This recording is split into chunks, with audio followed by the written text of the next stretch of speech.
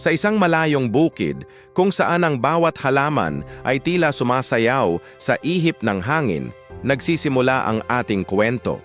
Dito naninirahan si Paru-Paro, isang masayahing nilalang na may pakpak na kulay asul at kahel na kumikinang sa liwanag ng araw.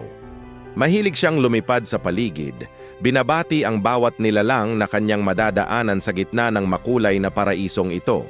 Isang araw, napansin niya ang isang napakagandang bulaklak na nakatayo ng mag-isa ngunit puno ng ningning. Magandang umaga sa iyo, kaibigang bulaklak. Ang iyong ganda ay tila nagbibigay ng saya sa buong paligid. Maraming salamat, Paru-Paro.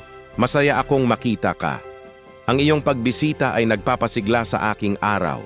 Nag-usap ang dalawa ng may malalim na paggalang, hinahangaan ang kagandahang hatid ng kalikasang kanilang tinitirhan. Ngunit biglang nagbago ang ihip ng hangin. Ang maliwanag na langit ay napalitan ng madidilim at mabibigat na ulap. Dumating ang malakas na hangin at ang unang patak ng ulan. Nagbabantang masira ang malalambot na talulot ni Bulaklak. Huwag kang mag-alala, kaibigan. Hindi kita hahayaang masaktan sa gitna ng bagyong ito. Ginamit ni Paru-Paro ang kanyang mga pakpak upang protektahan ang gitna ni Bulaklak mula sa malalakas na patak ng ulan. Hindi nagtagal, ang ibang mga insekto at halaman ay nagtulong-tulong din upang mapanatiling ligtas ang bawat isa. Ipinakita nila na sa pagmamalasakit at pagtulong, walang anumang unos ang hindi kayang lampasan. Unti-unting tumigil ang ulan, ang ulap ay nahawi at muling sumilip ang ginintuang sikat ng araw.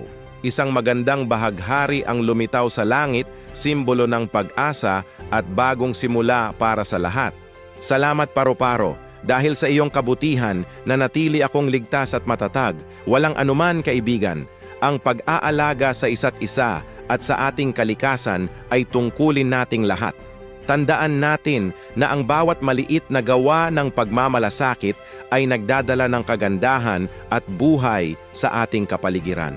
Maging mabait, maging maingat at mahalin ang ating kalikasan para sa mas magandang bukas.